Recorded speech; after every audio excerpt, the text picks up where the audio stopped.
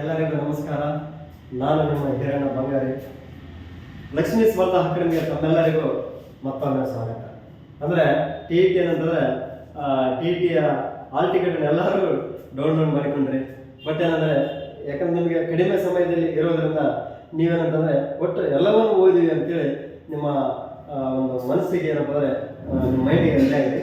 But ಅದರ ಮುಂದಿನ ಬಗ್ಗೆ ಮತ್ತೆ ಮಾತಾಡೋಣ ಈಗ ಕ್ಲಾಸಿನ. ಅಂದರೆ ಇವತ್ತು ಟಿ ಇ ಟಿಗೆ ಸಂಬಂಧಪಟ್ಟಂತೆ 2024ರ ಪ್ರಶ್ನೆ ಪತ್ರಿಕೆ ಅನಾಲಿಸಿಸ್ ಅಂತಂದರೆ ಸಿರೀಸ್ 4ರಲ್ಲಿ ನೋಡೋಣ. ಅಂದರೆ ಸಾಮಾಜಿಕ ವಿಜ್ಞಾನ ಮತ್ತು ಬೋಧನೆ ಶಾಸ್ತ್ರಕ್ಕೆ ಸಂಬಂಧಪಟ್ಟಂತೆ ಈಗ ನಾವು ಯಾವುದೇ ಒಂದು ವಿಷಯವನ್ನು ತೆಗೆದುಕೊಂಡಿವಿ ಅಂತಂದರೆ ಹೈ ವೋಲ್ಟೇಜ್ ಇರುವಂಥ ಒಂದು ಕ್ವಶನ್ಗಳನ್ನು ನೋಡ್ತೀವಿ. ಯಾಕಂದರೆ ಕಂಪಲ್ಸರಿ ಅಂದರೆ ಹೈ ವೋಲ್ಟೇಜ್ ಇರುವಂಥ ಕ್ವಶನ್ಗೆ ಇಲ್ಲಿ ನಾವು ನೋಡೋಣ. ಯಾವುದಂತಂದರೆ ಪ್ರಮುಖವಾಗಿ ನಮಗೆ ಯಾವುದಂತಂದರೆ ಒಂದು 61ನೇ ತಿದ್ದುಪಡಿಗೆ ಸಂಬಂಧಪಟ್ಟಂತೆ ಬಹಳಷ್ಟು ಕ್ವಶನಲ್ಲಿ ರಿಪೀಟ್ ಆಗಿರುವಂಥದ್ದು ಮತ್ತು ಒಳ್ಳೆ ಕಾಂಟೆಂಟ್ ಬಗ್ಗೆ ಇರುವಂಥದ್ದನ್ನು ನಾವು ನೋಡ್ತೀವಿ. ಇಲ್ಲಿ ನೋಡ್ರಿ ಪ್ರಶ್ನೆಯನ್ನು ನಾವು ನೋಡೋಣ. ಅಂದರೆ ಇಲ್ಲಿ ಯಾವ ರೀತಿಯಾದಂಥ ಹೇಳಿಕೆಗಳನ್ನು ಕೊಟ್ಟಾರ ಅನ್ನೋದ್ರ ಬಗ್ಗೆ ನಾವು ನೋಡುವಂಥದ್ದು. ಅಂದರೆ ಈ ಕೆಳಗಿನ ಹೇಳಿಕೆಗಳನ್ನು ಓದಿರಿ ಮತ್ತು ಸರಿಯಾದ ಆಯ್ಕೆಗಳನ್ನು ಆರಿಸಿ ಅನ್ನುವಂಥ ರೀತಿಯಲ್ಲಿ ಕಾಣಲಾಗ್ತದೆ. ಇಲ್ಲಿ ನೋಡ್ರಿ 61ನೇ ಸಂವಿಧಾನ ತಿದ್ದುಪಡಿ ಕಾಯ್ದೆಯು ಮತದಾನದ ಕನಿಷ್ಠ ವಯಸ್ಸನ್ನು ಎಷ್ಟಂದ್ರೆ 21 ವರ್ಷಗಳಿಂದ 18 ವರ್ಷಗಳಿಗೆ ಏನಂತಾರೆ ಇಳಿಸಿದೆ. ಮತ್ತು ನೆಕ್ಸ್ಟ್ ಎರಡನೇದು ಸ್ಥಳೀಯ ಸಂಸ್ಥೆಗಳಿಗೆ ಚುನಾವಣೆಗಳನ್ನು ರಾಜ್ಯ ಚುನಾವಣಾ ಆಯೋಗಗಳು ನಡೆಸುತ್ತದೆ ಅಂತೇಳಿ ಹೇಳುವಂಥದ್ದು ಕಾಣ್ತೀವಿ. ನೆಕ್ಸ್ಟ್ ಮೂರನೇದು ಕರ್ನಾಟಕ ಮುನ್ಸಿಪಲ್ ಕಾರ್ಪೊರೇಷನ್ ಕಾಯ್ದೆ 1986ರಲ್ಲಿ ಜಾರಿಗೆ ಬಂದಿತ್ತು ಅಂತೇಳಿ. ಅಂದ್ರೆ ಈ ರೀತಿಯಾದಂಥ ಹೇಳಿಕೆಗಳನ್ನು ಕೊಟ್ಟಿದ್ದಾರೆ. ಯಾಕಂದ್ರೆ ಈ ರೀತಿಯಾದಂಥ ಹೇಳಿಕೆಗಳನ್ನು ಕೊಟ್ಟಂತ ಸಂದರ್ಭದಲ್ಲಿ ಯಾವುದೇ ಒಂದು ವಿಷಯವನ್ನು ನೋಡಿದ್ರೆ ಸ್ಪಷ್ಟವಾದಂಥ ರೀತಿಯಲ್ಲಿ ಅಂದ್ರೆ ನಾವು ಮೈಂಡಲ್ಲಿ ಸೇವ್ ಮಾಡಿಕೊಳ್ಬೇಕಾಗ್ತದೆ. ಇಲ್ಲ ನೋಡ್ರಿ ಇಲ್ಲಿ ಟೋಟಲ್ ಅಂದ್ರೆ ABCಗೆ ಸಂಬಂಧಪಟ್ಟಂತೆ ಹೇಳಿಕೆಗಳನ್ನು ಕೊಟ್ಟಿದ್ದಾರೆ. ಇಲ್ಲಿ ನೋಡ್ರಿ ಒಂದನೇದೇನಪ್ಪ ಅಂದ್ರೆ ಎ ಸೆಲಿನ, ಎರಡನೇದು ಎ ಮತ್ತು ಬಿ ಸೆಲಿನ, 3 ಎ ಮತ್ತು ಸಿ ಸೆಲಿನ, 4 ಎ ಬಿ ಮತ್ತು ಸಿ ಸೆಲಿನ ಅನ್ನೋ ರೀತಿಯಲ್ಲಿ ಕೇಳಿರುವಂಥದ್ದು ನೋಡಲಾಗ್ತದೆ. ಇಲ್ಲಿ ನೋಡ್ರಿ ಇಲ್ಲಿ ಏನಂದ್ರೆ ನಾವು ನೇರವಾದಂಥ ಉತ್ತರವನ್ನು ನೀವು ಹೇಳಿ. ಓಕೆ, ಇಲ್ಲಿ ಏನಂದ್ರೆ ಆಲ್ಮೋಸ್ಟ್ ಏನಪ್ಪ ಅಂದ್ರೆ 61ನೇ ತಿದ್ದುಪಡಿಗೆ ಸಂಬಂಧಪಟ್ಟಂತೆ ಇಲ್ಲಿ 21ರಿಂದ 18 ವರ್ಷಕ್ಕೆ ಇಳಿಸಿರುವಂತ ಕಾಣಾಗ್ತದೆ. ಇಲ್ಲಿ ಸ್ಥಳೀಯ ಸಂಸ್ಥೆಗಳ ಚುನಾವಣೆ ಏನಂದ್ರೆ ಯಾವುದು ರಾಜ್ಯಗಳಂದ್ರೆ ಮಾಡುವಂಥದ್ದು ನಾವು ಕಾಣಾಗ್ತದೆ. ಇಲ್ಲಿ ಕರ್ನಾಟಕ ಮುನ್ಸಿಪಲ್ ಕಾರ್ಪೊರೇಷನ್ ಅಂತಾರೆ ಇಲ್ಲಿ ಎಷ್ಟಂದ್ರೆ 1976ರಲ್ಲಿ ಮಾಡಿರುವಂಥದ್ದು ಕಾಣಾಗ್ತದೆ. ಇದಕ್ಕೆ ನಾವೇನಪ್ಪ ಅಂದ್ರೆ ಆನ್ಸರ್ ಎ ಸರಿ ಅಂಡ್ ಬಿ ಸರಿ ಅಂದ್ರೆ ಎರಡನೇ ಆನ್ಸರ್ ಬರುವಂಥದ್ದು ನಾವು ಕಾಣಾಗ್ತದೆ. ಇಲ್ಲಿ ನೋಡಿ ಕೇವಲ ನಾವು ಈ ರೀತಿಯಾದಂಥ ಪ್ರಶ್ನೆಗಳಂದ್ರೆ ಆನ್ಸರ್ ಗೊತ್ತಿರ್ತದೆ ಹೋಗಿ. ಬಟ್ ಅಂದ್ರೆ ಇಲ್ಲಿ ನಾವು ಯಾವುದೇ ಒಂದು ವಿಷಯಕ್ಕೆ ಸಂಬಂಧಪಟ್ಟಂತೆ ಈ 61ನೇ ತಿದ್ದುಪಡಿಗೆ ಸಂಬಂಧಪಟ್ಟಂತೆ ಪರಿಪೂರ್ಣವಾದಂಥ ಮಾಹಿತಿಯನ್ನು ನೋಡೋಣ. ನೋಡಿ ಇದು 61ನೇ ತಿದ್ದುಪಡಿ ಕಾಯ್ದೆ ಎಷ್ಟಂದ್ರೆ 1988. ಓಕೆ, ಇದು ನಮಗೇನಂದ್ರೆ ಪ್ರಮುಖವಾಗಿ ಯಾರ ಅವಧಿಯಲ್ಲಿ ಮಾಡಲಾಗಿತ್ತು ಅಂತಂದ್ರೆ ಭಾರತದ ಪ್ರಧಾನಿಗಳಂತ ಯಾರಂದ್ರೆ ರಾಜೀವ್ ಗಾಂಧಿ. ರಾಜೀವ್ ಗಾಂಧಿ ಅವರ ಅವಧಿಯಲ್ಲಿ ಆಗಿರುವಂಥದ್ದು ನಾವು ಕಾಣಲಾಗ್ತದೆ. ಇಲ್ಲಿ ನಮಗೇನಂದ್ರೆ ಪ್ರಮುಖವಾಗಿ ಏನಂತಂದ್ರೆ ಇದು 61ನೇ ತಿದ್ದುಪಡಿ ಯಾವುದಕ್ಕೆ ಸಂಬಂಧಪಟ್ಟಂದ್ರೆ ಈಗಾಗಲೇ ನಿಮಗೆ ಗೊತ್ತಿರುವಂಥದ್ದು. ಯಾಕಂದ್ರೆ ನೀವು ಕೂಡ ಏನಪ್ಪ ಅಂದ್ರೆ ಕೆಲವು ಸ್ಕ್ರೀನ್ ಶಾಟ್ ಮಾಡುವಂಥ ಸಂದರ್ಭದಲ್ಲಿ ಹೆಲ್ಪ್ ಆಗ್ತದೆ. ಇಲ್ಲಿ ಎಷ್ಟಂದ್ರೆ 21ನೇ ಏಜ್ನಿಂದ ಎಷ್ಟು 18 ಏಜ್ಗೆ ಏನಂದ್ರೆ ಇಳಿಸಿರುವಂಥದ್ದನ್ನು ನಾವು ಕಾಣುತ್ತೀವಿ. ಇದು ಯಾವುದಂದ್ರೆ ಮತದಾನಕ್ಕೆ ಸಂಬಂಧಪಟ್ಟಂತೆ ಯಾವುದಂದ್ರೆ ಯಾವುದು 326ನೇ ವಿಧಿ. 326ನೇ ವಿಧಿ ಅಂದ್ರೆ ಮತದಾನ ಯಾವುದು ವೋಟಿಂಗ್ ಸಂಬಂಧಪಟ್ಟಂತೆ ಇರುವಂತ ಒಂದು ಮತದಾನಕ್ಕೆ ಸಂಬಂಧಪಟ್ಟಿರುವಂತ ಒಂದು ವಿಧೇಯಕ. ಅಂದ್ರೆ ಇದು 61ನೇ ತಿದ್ದುಪಡಿ ಕಾಯ್ದೆ 1988 ಈ ವಿಧಿಯನ್ನು ಏನ್ ಮಾಡ್ರ ಇದು ತಿದ್ದುಪಡಿ ಮಾಡಿರುವಂತದ್ದನ್ನು ನಾವು ಕಾಣ್ತೀವಿ. ಇಲ್ಲಿ ನಮಗೇನಪ್ಪ ಅಂದ್ರೆ ಪ್ರಮುಖವಾಗಿ ಇಲ್ಲಿ ಅಂದ್ರೆ ಯಾವಾಗ ಕೇಂದ್ರ ಶಾಸಕಾಂಗ ಸಭೆಗಳಲ್ಲಿ ಅಂದರೆ ಲೋಕಸಭೆಯಲ್ಲಿ ಯಾವಾಗ ಅಂಗೀಕಾರ ಆಯಿತು, ರಾಜ್ಯಸಭೆಯಲ್ಲಿ ಯಾವಾಗ ಅಂಗೀಕಾರ ಆಯಿತು ಅನ್ನೋದ್ರ ಬಗ್ಗೆ ನಮಗೆ ಬೇಕಾಗ್ತದೆ. ಯಾವ್ದಪ್ಪ ಅಂದ್ರೆ ಇಲ್ಲಿ ನಮ್ಮಲ್ಲಿ ಅಂದ್ರೆ ಕೇಂದ್ರ ಶಾಸಕಾಂಗ. ಓಕೆ, ಈ ಕೇಂದ್ರ ಶಾಸಕಾಂಗದಲ್ಲಿ ಏನಂದ್ರೆ ಟೋಟಲ್ 2 ಸದನಗಳಿರುವಂಥದ್ದು ನಿಮಗೆ ಗೊತ್ತಿರುತ್ತದೆ. ಇಲ್ಲಿ ಲೋಕಸಭೆಯಲ್ಲಿ ಯಾವಾಗ ಅಂಗೀಕಾರ ಆಯಿತು ಮತ್ತು ರಾಜ್ಯಸಭೆಯಲ್ಲಿ ಯಾವಾಗ ಅಂಗೀಕಾರ ಆಯಿತು ಅನ್ನೋದ್ರ ಬಗ್ಗೆ ನಮಗೆ ಮಾಹಿತಿ ಬೇಕಾಗ್ತದೆ. ಇಲ್ಲಿ ನೋಡ್ರಿ, ಲೋಕಸಭೆಯಲ್ಲಿ 61ನೇ ತಿದ್ದುಪಡಿಗೆ ಸಂಬಂಧಪಟ್ಟಂತೆ ಯಾಕಂದ್ರೆ 1988 ಡಿಸೆಂಬರ್ ಎಷ್ಟಂದ್ರೆ ಡಿಸೆಂಬರ್ 15 ಇದೇನಂದ್ರೆ ಇದೇ ಸೇಮ್ ಇರುವಂಥದ್ದು 1988 ಎಷ್ಟಂದ್ರೆ ಡಿಸೆಂಬರ್ 20 ಅಂದ್ರೆ ಇದು 2 ಉಭಯ ಸದನಗಳು ಏನ್ ಮಾಡ್ತಾವೆ, ಅಂಗೀಕಾರ ಮಾಡ್ತವೆ. ಆಮೇಲೆ ನೆಕ್ಸ್ಟ್ ಏನಂದ್ರೆ ಯಾರು ರಾಷ್ಟ್ರಪತಿಯವರು ಏನ್ ಮಾಡ್ತಾನೆ, ಇದನ್ನ ಏನ್ ಮಾಡ್ತಾನೆ, ಅಂಗೀಕರಿಸ್ತಾನೆ. ಯಾರು ರಾಷ್ಟ್ರಪತಿ ಅಂಗೀಕರಿಸಿದ್ದು ಯಾವಾಗ ಅಂತಂದ್ರೆ 1989 ಎಷ್ಟಂದ್ರೆ ಮಾರ್ಚ್ 28 ಅಂದ್ರೆ ಅಂಗೀಕಾರ ಮಾಡಲಾಗ್ತದೆ. ಇಲ್ಲಿ ಈ ಅವಧಿಯಲ್ಲಿ ಯಾರು ರಾಷ್ಟ್ರಪತಿ ಇದ್ದರು ಅನ್ನೋದ್ರ ಬಗ್ಗೆ ನಮಗೆ ಬೇಕಾಗ್ತದೆ. ಈ ಅವಧಿಯಲ್ಲಿ ಅಂತಂದ್ರೆ ರಾಷ್ಟ್ರಪತಿ ಯಾರಿದ್ದಾರೆ, ಆರ್ ವೆಂಕಟರಮಣ ಅಂದರೆ ರಾಷ್ಟ್ರಪತಿ ಇರುವ ಒಬ್ಬ ಪ್ರಮುಖವಾದಂತ. ಓಕೆ, ನೆಕ್ಸ್ಟ್ ಅಂದ್ರೆ ಇಲ್ಲಿ ನಮಗೆ ಪ್ರಮುಖವಾಗಿ ಈ ಏಜ್ ಅನ್ನು ಇಳಿಕೆ ಮಾಡೋದ್ರಿಂದ ಟೋಟಲಿ ಎಷ್ಟು ಯುವಕರಿಗೆ ಹೆಲ್ಪ್ ಆಯ್ತು ಅಂದ್ರೆ ಎಷ್ಟು 3.27 ಅಂದ್ರೆ 3.27 ಅಷ್ಟು ಯುವಕರಿಗೆ ಏನಪ್ಪ ಅಂದ್ರೆ ಯುವಕರಿಗೆ ಅವಕಾಶ ಸಿಕ್ಕಿರುವಂಥದ್ದನ್ನು ನಾವು ಕಾಣಲಾಗ್ತದೆ. ಈ ಯುವಕರು ಏನಪ್ಪ ಅಂದ್ರೆ ಎಷ್ಟನೆಯ ಚುನಾವಣೆಗೆ ಏನಪ್ಪ ಅಂದ್ರೆ 10ನೇಯ ಸಾರ್ವತ್ರಿಕವಾದಂತಹ ಸಾರ್ವತ್ರಿಕ ಚುನಾವಣೆಗೆ ಏನಪ್ಪ ಅಂದ್ರೆ ಇವರು ಮತದಾನ ಆಯ್ಕೆ ಇರುವಂಥದ್ದನ್ನು ನಾವು ಕಾಣಬಹುದು. ಒಟ್ಟಂದ್ರೆ ಈ ಯುವಕರು ಏನಪ್ಪ ಅಂದ್ರೆ ಹೆಚ್ಚಿನ ಮಟ್ಟದಲ್ಲಿ ಅಂದ್ರೆ ಭಾಗವಹಿಸಬೇಕು ಅನ್ನೋ ಉದ್ದೇಶ ನಾವು ರಾಜೀವ್ ಗಾಂಧಿ ಸರ್ಕಾರದಲ್ಲಿ ಕಾಣ್ತೀವಿ. ರಾಜೀವ್ ಗಾಂಧಿ ಅವರು ಏನಂದ್ರೆ ಯುವಕರ ರಾಜಕೀಯದಲ್ಲಿ ಪಾಲ್ಗೊಳ್ಬೇಕು, ಅವರಿಗೆ ರಾಜಕೀಯ ಪ್ರಜ್ಞೆ ಬರಬೇಕು, ಇದು ಪ್ರಜಾಪ್ರಭುತ್ವವಾದಂಥ ವ್ಯವಸ್ಥೆ ಅಂತ ಹೇಳುವಂಥದ್ದನ್ನು ನಾವು ಕಾಣುತ್ತೀವಿ. ಈ ರೀತಿಯಾದಂತಹ ಮಾಹಿತಿ ಏನಪ್ಪ ಅಂದ್ರೆ 61ನೇ ತಿದ್ದುಪಡಿಗೆ ಸಂಬಂಧಪಟ್ಟಂತೆ ಇರುವಂಥದ್ದು ನಾವು ಕಾಣ್ತೀವಿ.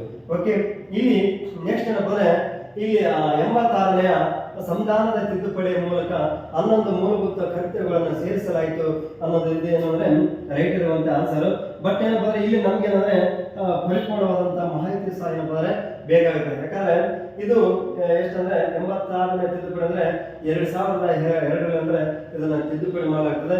ಟೋಟಲಿ ಅಂದ್ರೆ 11 ಮೂಲಭೂತ ಕರ್ತವ್ಯಗಳಂದ್ರೆ ಮೊದಲು ಎಷ್ಟಿರ್ತಾವ, ಮೂಲಭೂತ ಕರ್ತವ್ಯಗಳು 8 ಇರ್ತಾವ, ಆಮೇಲೆ 2 ಸೇರಿಸ್ತಾರೆ. ನೆಕ್ಸ್ಟ್ ಏನಪ್ಪ ಅಂದ್ರೆ ಇದು 11ನೇ ಮೂಲಭೂತ ಕರ್ತವ್ಯ ಅಂದ್ರೆ ತಂದೆ ತಾಯಿ ಪೋಷಕರು ಏನಂದ್ರೆ ಕಡ್ಡಾಯವಾಗಿ ಏನಪ್ಪ ಅಂದ್ರೆ ಶಿಕ್ಷಣವನ್ನು ಕೊಡಿಸುವಂತ ಜವಾಬ್ದಾರಿ ಆಗಿರುವಂಥದ್ದನ್ನು ನಾವು ಇಲ್ಲಿ ಕಾಣ್ತೀವಿ. ಇಲ್ಲಿ ನೋಡಿ, ನೆಕ್ಸ್ಟ್ ಅಂದ್ರೆ 1947 ಇದೆಲ್ಲ ಇದೇನಂದ್ರೆ 1946 ಡಿಸೆಂಬರ್ 13 ದೇಹಗಳ ನಿರ್ಣಯವನ್ನು ಮಂಡಿಸಲಾಯಿತು ಅನ್ನೋದ್ರ ಬಗ್ಗೆ ನಾವು ನೋಡಬಹುದು. ನೋಡ್ರಿ, ಇದಕ್ಕೆ ಸಂಬಂಧಪಟ್ಟಂತೆ ನಾವು ಒಂದು ಪರಿಪೂರ್ಣವಾದಂತಹ ಮಾಹಿತಿ ಏನಂದ್ರೆ ನೋಡೋಣ.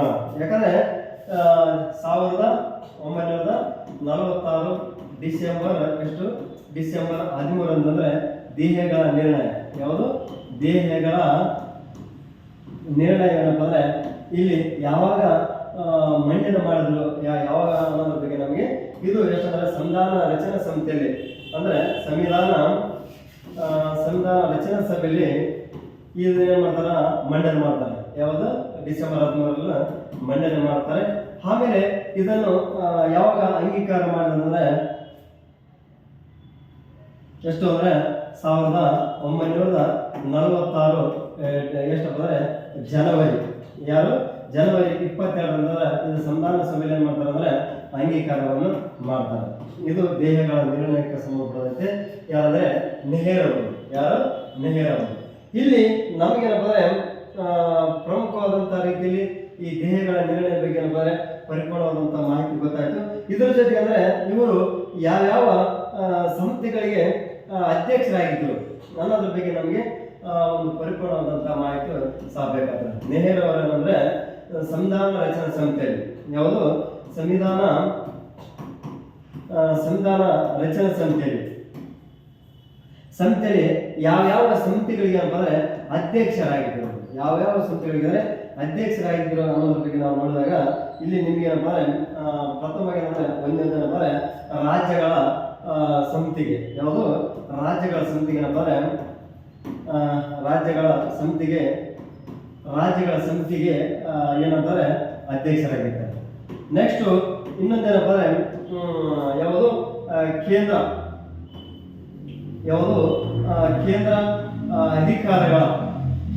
ಅಧಿಕಾರಗಳ ಸಮಿತಿಗೆ ಏನಪ್ಪ ಇವರು ಏನಪ್ಪ ಅಧ್ಯಕ್ಷರಾಗಿರ್ತಾರೆ, ಯಾರು ನೆಹರು. ನೆಕ್ಸ್ಟ್ ಏನಪ್ಪ ಇದು ಬರ್ತದೆ ಯಾವ್ದಂದ್ರೆ ಕೇಂದ್ರ ಸಂವಿಧಾನ, ಯಾವ್ದು ಕೇಂದ್ರ ಸಂವಿಧಾನ ಸಮಿತಿಗಳಿಗೆ ಏನಪ್ಪ ಅಧ್ಯಕ್ಷರಾಗಿರ್ತಾರೆ. ನೆಕ್ಸ್ಟ್ ಏನಪ್ಪ ಇದು ಬರ್ತದೆ ಅದರ ಕರಡು ರಚನಾ ಸಮಿತಿಯ ಅಂದ್ರೆ ಕರಡು ರಚನೆ ಸಂಬಂಧಪಟ್ಟಂತೆ ಪರಿಶೀಲನಾ ಅದಕ್ಕೆ ಏನಪ್ಪ ಇವರು ಲಾಸ್ಟಿಗೆ ಅಂದ್ರೆ ಕರಡು ಸಮಿತಿ ಅಧ್ಯಕ್ಷರಾದ ಡಾಕ್ಟರ್ ಬಿ ಆರ್ ಅಂಬೇಡ್ಕರ್ ಇರ್ತಾರಲ್ಲ ಆ ಕರಡು ಪ್ರತಿಗಳಿಗೆ ಫೈನಲ್ ಆಗಿ ವೆರಿಫೈ ಮಾಡ್ಲಿಕ್ಕೆ ಏನಪ್ಪ ಇವರು ಅಧ್ಯಕ್ಷರಾಗಿರ್ತಾರೆ, ಯಾರಂದ್ರೆ ನೆಹರು ಅವರು ಅನ್ನೋ ರೀತಿ ನಾವು ಕಾಣಲಾಗ್ತದೆ. ನೆಕ್ಸ್ಟ್ ಏನಪ್ಪ ಇಲ್ಲಿ ನಮಗೇನಂದ್ರೆ ಕಾಮನ್ ಆಗಿ ಯಾವ್ದಂದ್ರೆ ಭಾರತ ಸಂವಿಧಾನದ ಈಗಾಗಲೇ ತುರ್ತು ಪರಿಸ್ಥಿತಿಗಳನ್ನು ನಿಮಗೆ ಈಗಾಗಲೇ ಗೊತ್ತಿರುವಂಥದ್ದು ನಾವು ಕಾಣ್ತೇವೆ. ಅಂದ್ರೆ ಇದು ಎಷ್ಟಂದ್ರೆ 356 ರಾಜ್ಯಗಳ ತುರ್ತು ಪರಿಸ್ಥಿತಿಗೆ ಸಂಬಂಧಪಟ್ಟಿರುವಂಥದ್ದು ನಾವು ಇಲ್ಲಿ ಕಾಣ್ತೇವೆ. ಅಂದ್ರೆ ಇದರ ಆಧಾರದ ಮೇಲೆ ನಾವು ಪರಿಪೂರ್ಣವಾದಂಥ ಮಾಹಿತಿಯನ್ನು ಪಡೆದುಕೊಳ್ಳಬೇಕಾಗ್ತದೆ. ಇಲ್ಲಿ ನಾವೇನಂದ್ರೆ ಸಂವಿಧಾನ ರಚನೆ ಸಮಿತಿಗಳಲ್ಲಿ ಪ್ರಮುಖವಾಗಿ ಯಾವ್ದಂತಂದ್ರೆ ಇವರು ನಾವು ನೆನಪಿಡುವಂತ ಒಂದು ತಂತ್ರ ಅಂತಂದ್ರೆ ಇಲ್ಲಿ ನೋಡ್ರಿ ಯಾವ್ದಂತಂದ್ರೆ SC ಅಂಡ್ ಯಾವ್ದಂದ್ರೆ ಈ UP ಅಂತ ಹೇಳಿ, ಅಂದ್ರೆ ಯಾವ ರಾಜ್ಯಗಳಲ್ಲಿ ಹೆಚ್ಚಿನ ಜಾತಿ ಅಂದ್ರೆ SC ಜಾತಿ ಇದ್ದಾರೆ ಅಂತ ನಾವು ಒಂದು ಸಾಮಾನ್ಯವಾದಂಥ GK ಇದಲ್ಲ ಅದರ ಪ್ರಕಾರ ನಾವು ಇದರ ಆಧಾರದ ಮೇಲೆ ಅಂದ್ರೆ ಸ್ಟೇಟ್ ಅಂಡ್ ಇನ್ನೊಂದಂದ್ರೆ ಯಾವ್ದು ಬರ್ತಂದ್ರೆ ರಾಜ್ಯಗಳ ಸಮಿತಿ ಅಂದ್ರೆ ಸ್ಟೇಟ್ ಕಮಿಟಿ ಅಂತ ಹೇಳಿ, ಆಮೇಲೆ U ಅಂತಂದ್ರೆ ಕೇಂದ್ರ ಅಂಡ್ P ಅಂತಂದ್ರೆ ಅಧಿಕಾರಗಳ ಇನ್ನೊಂದಂದ್ರೆ ಸಮಿತಿ ಅಂತ ಹೇಳುವಂಥದ್ದು ನಾವು ಕಾಣ್ತೀವಿ. ಈ ರೀತಿ ಆದ್ಮೇಲೆ ನಾವು ಇಲ್ಲಿ ಪರಿಪೂರ್ಣವಾದಂಥ ಮಾಹಿತಿಯನ್ನು ನೋಡಬೇಕಾಗ್ತದೆ. ಓಕೆ, ನೆಕ್ಸ್ಟ್ ಏನಪ್ಪ ಮುಂದುವರೆದ ಭಾಗವಾಗಿ ನೋಡೋಣ. ಇಲ್ಲಿ ಯಾವಂತಂದ್ರೆ ಇತಿಹಾಸಕ್ಕೆ ಸಂಬಂಧಪಟ್ಟಂತೆ ಅನ್ನೋಕ್ಕಿಂತ ಮುಂಚಿತವಾಗಿ ಏನಪ್ಪ ಇಲ್ಲಿ ಪ್ರಮುಖವಾಗಿ 61ನೇ ತಿದ್ದುಪಡಿ ಬಗ್ಗೆ ಪರಿಪೂರ್ಣವಾದಂಥ ಮಾಹಿತಿ ಗೊತ್ತಾಯ್ತು. ಆಮೇಲೆ ಅಂದ್ರೆ ಇಲ್ಲಿ ನೆಕ್ಸ್ಟ್ ಯಾವ್ದಂತಂದ್ರೆ ಇದು ಬರ್ತದೆ ಯಾವ್ದಂದ್ರೆ ಕನಿಷ್ಠ ಕೂಲಿ ಕಾರ್ಯಕ್ಕೆ ಸಂಬಂಧಪಟ್ಟಿರುವಂತ ಒಂದು ಪ್ರಶ್ನೆ. ಯಾಕಂದ್ರೆ ಇಲ್ಲಿ ಒಂದು ಮಿಸ್ಟೇಕ್ ಆಗಿ ಇದಾಗಿರುವಂತ ನೋಡಲಾಗುತ್ತದೆ.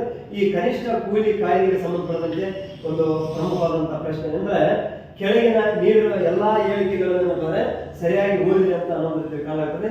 ಒಂದೊಂದು ಕನಿಷ್ಠ ಕೂಲಿ ಕಾಯ್ದೆ 1948ರಲ್ಲಿ ಜಾರಿಗೆ ಬಂತು. ಆಮೇಲೆ 86ನೇ ಸಂವಿಧಾನ ತಿದ್ದುಪಡಿ ಕಾಯ್ದೆ ಮೂಲಕ ಅಂದ್ರೆ ಇಲ್ಲಿ 11ನೇ ಮೂಲಭೂತ ಕರ್ತವ್ಯಗಳನ್ನು ಸೇರಿಸಲಾಗಿರುವಂಥದ್ದು. ಮತ್ತೆ ದೇಹಗಳ ನಿರ್ಣಯಕ್ಕೆ ಸಂಬಂಧಪಟ್ಟಂತೆ ಇಲ್ಲಿ ನೀವು ಈಗಾಗಲೇ ಹೇಳಿದ್ರಲ್ಲ ಅಂದ್ರೆ 1947 46 ಡಿಸೆಂಬರ್ 13 ದೇಹಗಳ ನಿರ್ಣಯವನ್ನು ಮಂಡಿಸಿರುವಂಥದ್ದು. ಇಲ್ಲಿ ಮತ್ತೆ ತುರ್ತು ಪರಿಸ್ಥಿತಿಗೆ ಸಂಬಂಧಪಟ್ಟಂತೆ 352 ರಾಜ್ಯಗಳಿಗೆ ಸಂಬಂಧಪಡೋದಲ್ಲ. ಇಲ್ಲಿ ಇದು ಯಾವುದು ಹೇಳಿಕೆ ಅನ್ನೋದ್ರ ಬಗ್ಗೆ ಇಲ್ಲಿ ನೋಡುವಂಥದ್ದನ್ನು ನಾವು ಬಂತು. ಇದಕ್ಕೆ ನೇರವಾದಂತಹ ಕನಿಷ್ಠ ಕೂಲಿಗೆ ಸಂಬಂಧಪಟ್ಟದಂತೆ ಮತ್ತೆ ಇನ್ನೊಂದಂದ್ರೆ 86ನೇ ತಿದ್ದುಪಡಿ ಸಂಬಂಧಪಟ್ಟಂತೆ ಇಲ್ಲಿ ನೇರವಾದಂಥ ರೀತಿಯಲ್ಲಿ ಆನ್ಸರ್ ಆಗಿರುವಂಥದ್ದು ಕಾರಣ. ಬಟ್ ಇದನ್ನು 2 ಹೇಳಿಕೆಗಳು ಇಲ್ಲಿ ಸರಿಯಾಗಿರ್ತವೆ. ಯಾಕಂದ್ರೆ ಇಲ್ಲಿ ಸ್ಲೈಡ್ ಆಗುವಂತ ಜಂಪ್ ಆಗಿರುವಂಥದ್ದು ನಾವು ಕಾಣುತ್ತೆ. ಒಟ್ಟು ನಿಮ್ಗೆ ಏನಂದ್ರೆ ಇದರ ಪರಿಪೂರ್ಣವಾದಂಥ ಮಾಹಿತಿ ಇರ್ತದೆ.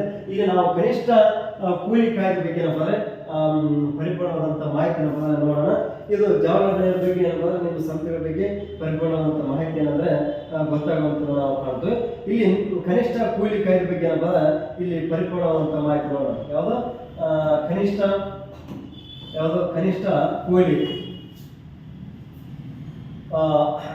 ಕೂಲಿ ಕಾಯ್ದೆ.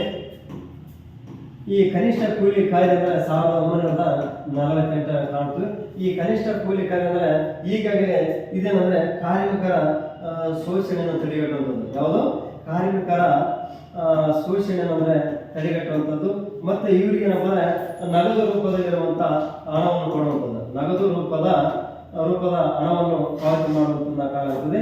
ಆಮೇಲೆ ಇಲ್ಲಿ ಇವರಿಗೆ ಏನಪ್ಪ ಯಾವುದೇ ಒಂದು ಶೋಷಣೆಯಿಂದ ಕಾರ್ಮಿಕರಿಗೆ ಅಂದ್ರೆ ನ್ಯಾಯವನ್ನು ದೊರಕಿಸುವಂಥದ್ದನ್ನು ನಾವು ಕಾಣ್ತೇವೆ.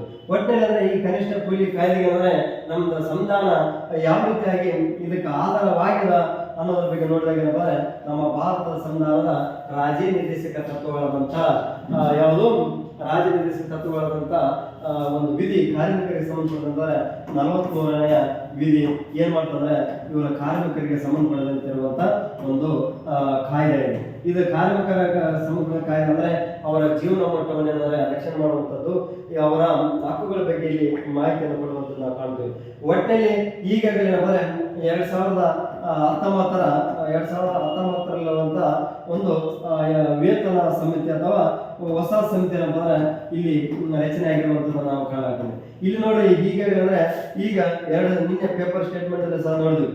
ಅಂದ್ರೆ ಹೊಸ 2025ರ ಇದೇನಪ್ಪ ಅಂದ್ರೆ ಒಂದು ಹೊಸ ಸಮಿತಿ ಅಂದ್ರೆ ವೇತನಕ್ಕೆ ಸಂಬಂಧಪಟ್ಟಂತಂದ್ರೆ ಒಂದು ಸಮಿತಿ ಏನಪ್ಪ ಅಂದ್ರೆ ಮಾಡಿರುವಂತ ನಾವು ಕಾಣಾಗ್ತದೆ.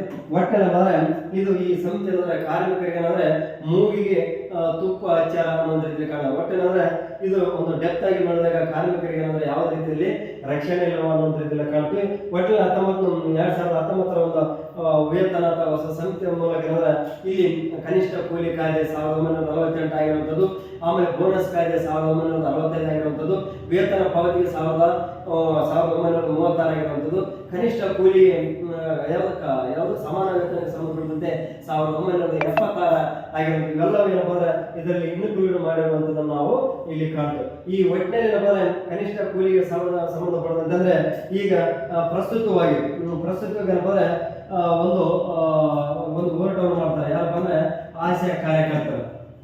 ಯಾರು ಆಶಯ ಕಾರ್ಯಕರ್ತರು ಹೋರಾಟ ಮಾಡ್ತಾರೆ. ಅಂದ್ರೆ ಈ ಆಶಯ ಕಾರ್ಯಕರ್ತರೆ ಹೆಚ್ಚಿಗೆ ದುಡಿಸ್ಕೊಳ್ತಾರೆ ಮತ್ತು ಹೆಚ್ಚಿಗೆ ದುಡಿಸ್ಕೊಳ್ಳೋದ್ರ ಜೊತೆ ಏನಂದ್ರೆ ಇವರಿಗೆ ಸರಿಯಾದ ರೀತಿಯಲ್ಲಿ ವೇತನ ಇಲ್ಲ, ನಮಗೆ ಕಾರ್ಮಿಕ ಕಾನೂನುಗಳ ಪ್ರಕಾರ ನಮ್ಗೆ ಏನಂದ್ರೆ ವೇತನವನ್ನು ಕೊಡ್ರಿ ಅನ್ನುವಂಥದ್ದು ರೀತಿಯಲ್ಲಿ ಕಾಣುತ್ತದೆ.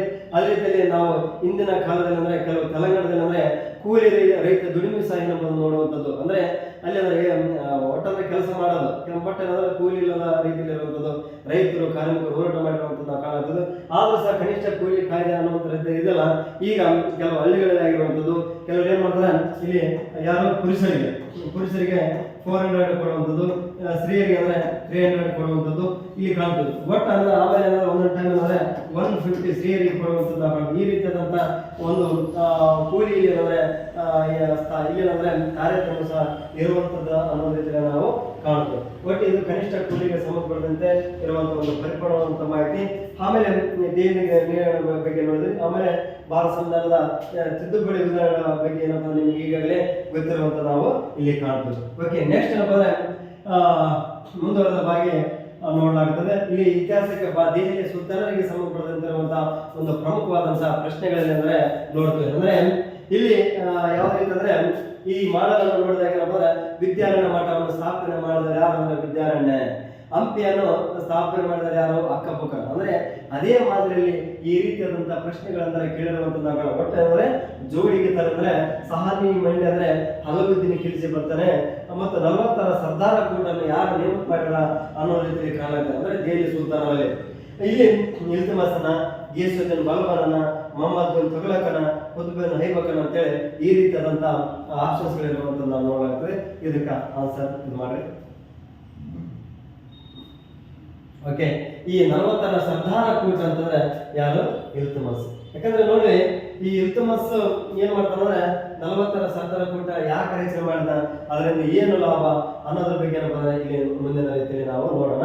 ಇಲ್ಲಿ ಅದಕ್ಕಿಂತ ಮುಂಚಿತವಾಗಿದ್ರೆ ಯಾವುದು ಈಗ ಇದು ನೀವೆಲ್ಲ ಸ್ಟಡಿ ಮಾಡಿರುವಂಥದ್ದು ಕುತುಬ್ ಮಿನಾರ್ ಇದೇನಪ್ಪ ಅಂದ್ರೆ ದೆಹಲಿಯಲ್ಲಿ ಇರುವಂಥದ್ದು ನಾವು ಕಾಣಾಗ್ತದೆ. ಈ ಕುತುಬ್ ಮಿನಾರ್ ಅಂದ್ರೆ ಯಾರು ಸ್ಥಾಪನೆ ಮಾಡಿದ ಐಬಕ್ ಏನ್ ಮಾಡ್ತಾನ, ಕುತುಬುದ್ದೀನ್ ಐಬಕ್ ಏನ್ ಮಾಡ್ತಾನೆ, ಇದನ್ನ ಏನ್ ಮಾಡ್ತಾನೆ ನಿರ್ಮಾಣ ಮಾಡ್ತಾನೆ. ಇದು ನಿರ್ಮಾಣ ಮಾಡುವಂಥದ್ದು ನಾವು ಕಾಣಾಗ್ತದೆ. ಆಮೇಲೆ ಇದನ್ನ ಪೂರ್ಣ ಮಾಡಿದವರು ಯಾರು? ಪೂರ್ಣ ಮಾಡಿದವರು ಯಾರಪ್ಪ ಅಂದ್ರೆ ಇಲ್ತುಮಸ್ ಕಾಣಾಗ್ತದೆ. ಯಾರು? ಇಲ್ತುಮಸ್. ನಂತರ ಅಂದ್ರೆ ಇದು ಟೋಟಲಿ ಎಷ್ಟು ಅಂದ್ರೆ 225 ಅಡಿ ಎತ್ತರ ಇರುವಂಥದ್ದು ಕಾಣಾಗ್ತದೆ. ಇದು ಇಲ್ಲಂದ್ರೆ ದೆಹಲಿಯಲ್ಲಿ ಇದೆ. ಯಾವುದು? ಕುತುಬ್ ಮಿನಾರ್. ಆಮೇಲೆ ಇದೇನಪ್ಪ ಅಂದ್ರೆ ಒಂದು ಸೂಕ್ಷ್ಮವಾದಂಥ ಕೆತ್ತನೆಗಳು ಇರುವಂಥದ್ದನ್ನು ನಾವು ಇಲ್ಲಿ ಕಾಣ್ತೀವಿ. ಇದು ಏನಪ್ಪ ಅಂದ್ರೆ ಕುತುಬ್ ಮಿನಾರ್ಗೆ ಸಂಬಂಧಪಟ್ಟಂತೆ ಇರುವಂಥ ಒಂದು ಭಾರತ ದೇಶದಲ್ಲಿರುವಂಥ ಒಂದು ದೊಡ್ಡ ಮಿನಾರ್ ಅಂತ ಹೇಳುವಂಥದ್ದು ನಾವು ಕಾಣ್ತೀವಿ. ಇಲ್ಲಿ ನೋಡಿ ಯಾವ್ದಪ್ಪ ಅಂದ್ರೆ 40ರ ಸರ್ದಾರ ಕೋಟ. ಈ 40ರ ಸರ್ದಾರ ಕೋಟಕ್ಕೆ ಸಂಬಂಧಪಟ್ಟಂತೆ ನಾವು ನೇರವಾದಂಥ ರೀತಿಯಲ್ಲಿ ನೋಡೋಣ. 40ರ ಸರ್ದಾರ ಕೋಟವನ್ನು ಯಾರು ಸ್ಥಾಪನೆ ಮಾಡ್ತಾರ ಅಂತಂದ್ರೆ ಇಲ್ತುಮಸ್ ಸ್ಥಾಪನೆ ಮಾಡ್ತಾನೆ. ಯಾಕಂದ್ರೆ ಇಲ್ಲೆಲ್ಲ 40ರ ಸರ್ದಾರ ಕೂಟದಲ್ಲಿ ಇಲ್ತುಮಸ್ ಯಾಕೆ ಸ್ಥಾಪನೆ ಮಾಡ್ತಾರೆ ಅಂದ್ರೆ ಇವರೆಲ್ಲ ಟರ್ಕಿಯ ಒಂದು ಸದಸ್ಯರೇ, ಅಂದ್ರೆ ಟರ್ಕಿಯ ವಂಶಸ್ಥರು. ಇವರೇನಂದ್ರೆ ಇಲ್ಲಿ ಬುದ್ಧಿವಂತ ಇರುವಂತ ಟ್ಯಾಲೆಂಟ್ ಇರುವಂತ ಪರ್ಸನ್ಗಳು ಏನಂದ್ರೆ ತನ್ನ ಕೂಟದಲ್ಲಿ ಸೇರಿಸ್ಕೊಳ್ತಾನೆ. ಅಂದ್ರೆ ಈಗಾಗಲೇ ಅಂದ್ರೆ ಒಂದು ಮಾದರಿಯಲ್ಲಿ ನಾವು ಪ್ರಚಲಿತ ತೆಗೆದುಕೊಂಡಾಗ 2015ರಲ್ಲಿ ಅಂದ್ರೆ ಜನವರಿ 1ರಂದು ನೀತಿ ಆಯೋಗ ಸ್ಥಾಪನೆ ಮಾಡ್ತಾರೆ. ನೀತಿ ಆಯೋಗಕ್ಕೆ ಏನಂದ್ರೆ ನೀತಿ ಆಯೋಗದಲ್ಲಿರುವಂತಹ ಬುದ್ಧಿವಂತರಂದ್ರೆ ಏನ್ ಮಾಡ್ತಾರೆ, ಸಲಹೆ ಸೂಚನೆಗಳನ್ನು ನೀಡ್ತಾರೆ. ಅಂದ್ರೆ ಬುದ್ಧಿವಂತರ ಚಾವಟಿ ಅಂತ ಹೇಳ್ತಾರೆ. ಅದೇ ರೀತಿಯಲ್ಲಿ ಇಲ್ಲಿ 40ರ ಸರ್ದಾರ ಕೋಟವನ್ನು ಸ್ಥಾಪನೆ ಆಗಿರ್ತದೆ. ಇಲ್ಲಿ ಪ್ರಮುಖವಾಗಿ ನಮಗೆ ಇಲ್ತುಮಸ್ ಏನ್ ಮಾಡ್ತಾನೆ ಸ್ಥಾಪನೆ ಮಾಡ್ತಾರೆ. ಯಾಕಂದ್ರೆ ಇಡೀ ದೊಡ್ಡ ರಾಜ್ಯವನ್ನು ಆಳ್ವಿಕೆ ಮಾಡಬೇಕಾದ್ರೆ ಇಲ್ಲೆಲ್ಲ ಒಂದು 40ರ ಸರ್ದಾರ ಕೋಟ ಸಹಾಯ ಬೇಕಾಗ್ತದೆ. ರಾಜ್ಯಕ್ಕೆ ಆಡಳಿತ ಮಾಡುವಂಥದ್ದು, ಮಾರ್ಗದರ್ಶನಕ್ಕಾಗಿ ಎಲ್ಲ ರೀತಿಯಲ್ಲಿ ನಿಮ್ಗೆಲ್ಲ ಗೊತ್ತಿರುವಂಥದ್ದು. ಇಲ್ಲಿ ನಾವು ಪ್ರಮುಖವಾಗಿ ಅಂದ್ರೆ ಇಲ್ತುಮಸ್ ಏನ್ ಮಾಡ್ತಾನೆ, 40ರ ಸರ್ದಾರ ಸ್ಥಾಪನೆ ಮಾಡಿದ ಇದನ್ನು ರದ್ದು ಮಾಡಿದವರು ಯಾರಪ್ಪ ಅಂದ್ರೆ ಬಲ್ಬನ್ ಮಾಡ್ತಾನೆ. ಇಲ್ಲಿ ನಮಗೆ ಪ್ರಮುಖವಾಗಿ ಯಾರಪ್ಪ ಅಂದ್ರೆ ಈ ಬಲ್ಬನ್ ಬಗ್ಗೆ ತನ್ನ ಒಂದು ಇಲ್ಲೇನಪ್ಪ ತಮ್ಮ ಒಂದು ದರ್ಬಾರ್ನಲ್ಲಿ ಅಂದ್ರೆ ಅವ್ರು ಯಾವ ರೀತಿಯಾಗಿ ಮಾಡ್ತಾರ ಅನ್ನೋದ್ರ ಬಗ್ಗೆ ನಾವು ಇಲ್ಲಿ ಕಾಣಾಗ್ತದೆ. ಈ ಸೀಸ್ದ ಅಂತಾರೆ ಇದೇನಪ್ಪ ಅಂದ್ರೆ ಅವರ ಪರಂಪರೆ ಏನಪ್ಪ ರಾಜ್ಯ ಬಂದ್ರೆ ಸುಲ್ತಾನ ಬಂದ್ರೆ ಏನಪ್ಪ ಎಲ್ಲರೂ ಏನಪ್ಪ ಅಡ್ಡ ಬಿದ್ದು ನಮಸ್ಕಾರ ಮಾಡುವಂತ ನಾವು ಕಾಣಾಗ್ತದೆ. ಆಮೇಲೆ ಇನ್ನೊಂದು ಬರ್ತದೆ ಇದು ಬರ್ತದೆ ಯಾವ್ದಂತಾರೆ ಫಯಜ್ ಅಂತೇಳಿ ಬರ್ತದೆ. ಅದೇನಂತಾರೆ ಅದರ ಒಂದು ಸಿಂಹಾಸನಕ್ಕೆ ಮತ್ತೆ ಇನ್ನೊಂದಂದ್ರೆ ಸುಲ್ತಾನ ಪಾದಗಳಿಗೆ ಕಿಸ್ ಕೊಡುವಂತ ಕಾಣಾಗ್ತದೆ. ಇನ್ನೊಂದಂದ್ರೆ ನವರೋಜ, ಯಾವುದು ನವರೋಜ ಉತ್ಸವ ಅಥವಾ ಹಬ್ಬವನ್ನು ಕಾಣಾಗ್ತದೆ. ಇದೇನು ಮಾಡ್ತಾರೆ, ಒಂದು ಪರಿಶೀಲನೆ ಮಾದರಿಯಲ್ಲಿ ಆಚರಣೆ ಮಾಡ್ತಾರೆ. ಅಂದ್ರೆ ಈಗ ಅಂದ್ರೆ ಜನವರಿ ಹೊಸ ವರ್ಷ ಅಂತ ಆಚರಣೆ ಮಾಡ್ತೀವಿ. ಅದೇ ರೀತಿಯಲ್ಲಿ ನಮ್ಮ ಹಿಂದೂಗಳಲ್ಲಿ ಸಂಕ್ರಮಣವನ್ನು ನಾವು ಹೊಸ ವರ್ಷ ಮಾಡ್ತಾರೆ. ಅದೇ ರೀತಿಯಲ್ಲಿ ಇವರೇನಾದ್ರೆ ನವರೋಜೋತ್ಸವ ಅಂತಾರೆ. ಇಲ್ಲಿ ಇದೇ ಒಂದು ಹೊಸ ವರ್ಷ ಅನ್ನೋ ರೀತಿಯಲ್ಲಿ ನಾವು ಕಾಣುತ್ತೆ. ಇದು ಯಾವ ರೀತಿ 40ರ ಸರ್ದಾರ ಕೋಟೆ ಯಾಕೆ ಸ್ಥಾಪನೆ ಮಾಡಿದ್ರು, ಏನು ಯಂತ್ರ ಎಲ್ಲದರ ಬಗ್ಗೆ ಅಂತಂದ್ರೆ ಇಲ್ಲಿ ಪರಿಪೂರ್ಣವಾದಂಥ ನೋಟ್ಸ್ ಸಹ ಏನಂದ್ರೆ ಇಲ್ಲಿ ನೋಡುವಂಥದ್ದು. ಯಾಕಂದ್ರೆ ಈ ರೀತಿಯಾದಂಥ ಮೂಲಕ ನಿಮಗೆ ಪರಿಪೂರ್ಣವಾದಂಥ ಮಾಹಿತಿ ಏನಂದ್ರೆ ಗೊತ್ತಾಗ್ತದೆ. ಇದೇನಪ್ಪ ನಿಮಗೆ ಸಹ ಏನಂದ್ರೆ PDF ನೋಟ್ಸ್ ಏನಂದ್ರೆ ನಾವು ಕೊಡುವಂಥದ್ದು ಕಾಣ್ತೀವಿ. ಇಲ್ಲಿ ಅನುಮತಿನ ಕಲಿಜವರ ಸಹ ಏನಂದ್ರೆ ಇಲ್ಲಿ ತಮ್ಮದಾದಂಥ ಒಂದು ಆಡಳಿತವನ್ನು ಮಾಡಬೇಕಾದ್ರೆ ಸಹ ಇಲ್ಲಿ ಹಲವಾರು ರೀತಿಯಾದಂಥ ಇಲಾಖೆಗಳನ್ನು ಸ್ಥಾಪನೆ ಮಾಡ್ತಾರೆ. ಇಲ್ಲಿ ಈಗಾಗಲೇ ಗೊತ್ತಲ್ಲ ಸಾನಿ ಮೇಲೆ ಮಾರುಕಟ್ಟೆಗೆ ಇಲಾಖೆ ಸಂಬಂಧಪಟ್ಟಂತೆ ಇವರೆಲ್ಲ ರೀತಿಯಾದಂಥ ಮಾಹಿತಿ ಏನಂದ್ರೆ ನೀವು ನೋಡಿ. ಯಾಕಂದ್ರೆ ಇವರು ಅಲಾವುದ್ದೀನ್ ಖಿಲ್ಜಿ ಇವರೆಲ್ಲ ಏನಪ್ಪ ಅಂದ್ರೆ ಪ್ರಮುಖವಾದಂಥ ವ್ಯಕ್ತಿಗಳಾಗಿರ್ತಾರೆ. ನೆಕ್ಸ್ಟ್ ಏನಪ್ಪ ಇಲ್ಲಿ ನಮಗೆ ಏನಂದ್ರೆ ಮತ್ತು ಬುದ್ಧನಿಗೆ ಸಂಬಂಧಪಡತಕ್ಕಂಥ ಒಂದು ಹೇಳಿಕೆ ಇರುವಂಥದ್ದು.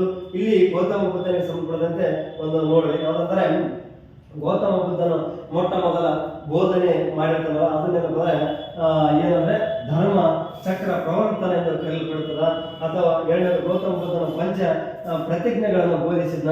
ಆಮೇಲೆ ವರ್ತಮಾನ ಮಹಾವೀರನು ಅಷ್ಟಾಂಗ ಮಾರ್ಗಗಳನ್ನು ಬೋಧಿಸಿದ್ನ.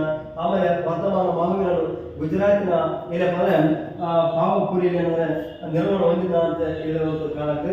ಈ ಪ್ರಶ್ನೆಗಳು ಈ ರೀತಿ ಹೇಳಿಕೆ ಇದ್ದಾಗ ನೀವು ಪರಿಪೂರ್ಣವಾದಂಥ ರೀತಿಯಲ್ಲಿ ಸ್ಟಡಿ ಮಾಡಬೇಕಾಗ್ತದೆ. ಇಲ್ಲಿ ನೋಡಿ ಈ ರೀತಿ ಕೊಟ್ಟಾಗ ಎ ಮತ್ತು ಬಿ ಸರಿನಾ, ಎ ಸರಿನಾ, ಎ ಬಿ ಮತ್ತು ಸಿ ಸರಿನಾ, ಎ ಬಿ ಸಿ ಮತ್ತು ಡಿ ಸರಿನಾ ಅನ್ನೋ ರೀತಿ ಕಾಣುತ್ತೆ. ಇದಕ್ಕೆ ಆನ್ಸರ್ ಹೇಳ್ರಿ. ಓಕೆ, ಇಲ್ಲಿ ನೋಡ್ರಿ ನಮಗೆ ನೇರವಾದಂತ ಉತ್ತರವನ್ನು ನೋಡೋಕ್ಕಿಂತ ಇಲ್ಲಿ ನೋಡೋಣ. ಗೌತಮ ಬುದ್ಧ ಮೊಟ್ಟ ಮೊದಲ ಬೋಧನೆ ಧರ್ಮ ಚಕ್ರ ಪ್ರವರ್ತನ ಅಂದ್ರೆ ಮೊದಲ ಉಪದೇಶವನ್ನು ಎಷ್ಟು 5 ಜನ ಶಿಷ್ಯರಿಗೆ ನೀಡುತ್ತಾನೆ. ಇದು ಏನಪ್ಪಾ ಅಂದ್ರೆ ರೈಟ್ ಆಗಿರುವಂತಹ ಕಾರಣ ಆಗ್ತದೆ. ಇಲ್ಲಿ ಏನ್ ಮಾಡಿದ್ರೆ ಇಲ್ಲಿ ಅದರ ಬದಲು ಮಾಡಿದ್ರೆ ಇಲ್ಲೇನಂದ್ರೆ ಗೌತಮ ಬುದ್ಧ ಏನಪ್ಪ ಅಂದ್ರೆ ಅಷ್ಟಾಂಗ ಮಾರ್ಗಗಳನ್ನು ಮಾಡ್ತಾನೆ, ಬೋಧಿಸ್ತಾನೆ. ಓಕೆ, ನೆಕ್ಸ್ಟ್ ಅಂದ್ರೆ ವರ್ತಮಾನ ಮಹಾವೀರ ಅಂದ್ರೆ ಪಂಚ ಪ್ರತಿಜ್ಞೆಗಳನ್ನು ಬೋಧಿಸುವಂಥದ್ದು ನಾವು ಕಾಣ್ತೇವೆ. ಇಲ್ಲಿ ಅಂದ್ರೆ ಇದು ರಾಂಗ್ ಆಗಿರುವಂಥದ್ದು. ಇದನ್ನು ನಾವೆಲ್ಲ ಅಪ್ಡೇಟ್ ಮಾಡಿಕೊಳ್ಳಿ. ಆಮೇಲೆ ವರ್ತಮಾನ ಮಹಾವೀರ ಅಂದ್ರೆ ಇಲ್ಲಿ ಅಂದ್ರೆ ಗುಜರಾತಿನ ಪಾವಪುರಿ ಅಲ್ಲ, ಇಲ್ಲಿ ಅಂದ್ರೆ ಬಿಹಾರದ ಪಾವಪುರಿ ಅಂದ್ರೆ ಇಲ್ಲಿ ಏನಂದ್ರೆ ನಿರ್ಮಾಣ ಹೊಂದುವಂಥದ್ದು ನಾವು ಇಲ್ಲಿ ಕಾಣ್ತೀವಿ. ಇದು ಸಹ ರಾಂಗ್ ಆಗಿರುವಂಥದ್ದು. ಇಲ್ಲಿ ಇನ್ನೊಂದಂದ್ರೆ ಬಿಹಾರದ ಬುದ್ಧ, ಬಿಹಾರದ ಏನಪ್ಪ ಅಂದ್ರೆ ಕುಶಿನಗರ. ಯಾವುದು ಕುಶಿನಗರದಲ್ಲಿ ಯಾರಂದ್ರೆ ಬುದ್ಧ, ಬುದ್ಧ ಏನ್ ಮಾಡ್ತಾನೆ ನಿರ್ಮಾಣ ಹೊಂದುವಂಥದ್ದನ್ನು ನಾವು ಇಲ್ಲಿ ಕಾಣ್ತೇವೆ. ಇದಕ್ಕೆ ನಾವು ನೋಡಿದಂಥ ಆನ್ಸರ್ ಕೇವಲ ಎ ಸರಿ ಮಾತ್ರ ಇರುವಂಥದ್ದು ನಾವು ಕಾಣ್ತೇವೆ. ನೆಕ್ಸ್ಟ್ ನೋಡೋಣ.